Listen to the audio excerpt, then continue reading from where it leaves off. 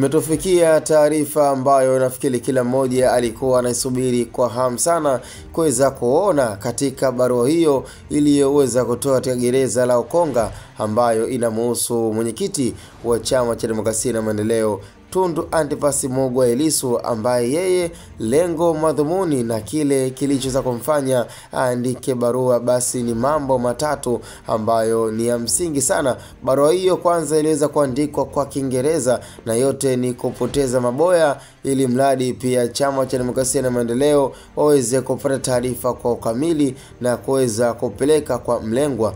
Kwanza ni taarifa na ujumbe ambao umeweza kuandikwa kwa njia ya barua tena kwa Kiingereza, na yote ikiwa ni sehemu ya ukumbusho kwa Dr. Samia Suluhu Hassan, Amiri Jeshi Mkuu, rais wetu ambaye tunategemea kuweza kumpigia kura ndani ya mwaka 2025.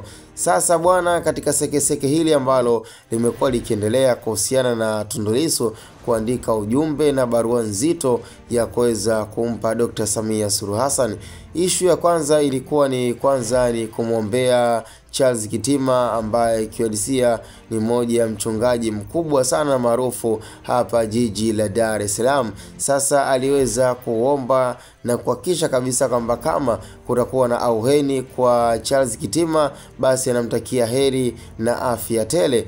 Na ishu ya msingi ambayo pia ameendelea kuwaomba pia viongozi wa dini na lakini pia na Baraza la Maaskofu Tanzania waendelee kushirikiana bila ya kuchoka, ili mradi haki iweze kupatikana.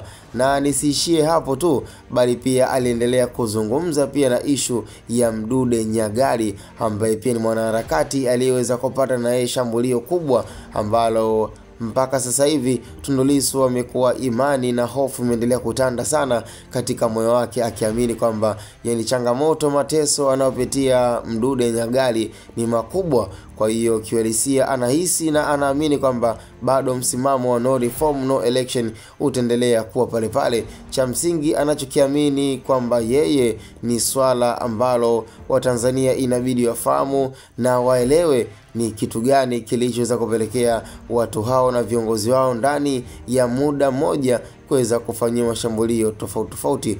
Kwa ni issue ambayo mpaka muda huu imeonekana imemkera zaidi sana mwenyekiti wa Chama cha Demokrasia na Maendeleo, ambaye yuko njiani kuweza kususa harakati za chakura kwa gereza la Ukonga, ili mradi haki iweze kutendea. Tena ni issue ama ni kifungu kinachoitwa hanga, ambapo nafikiri kwa upande wake anaona kabisa kama kitendo cha kususa kula na kuhakikisha kabisa kwamba yeye hatojihusisha na swala lolote la kutumia mlo ama maji kwa lengo la kunufaisha afya yake. So cha msingi na hisi tukutane kwenye comment.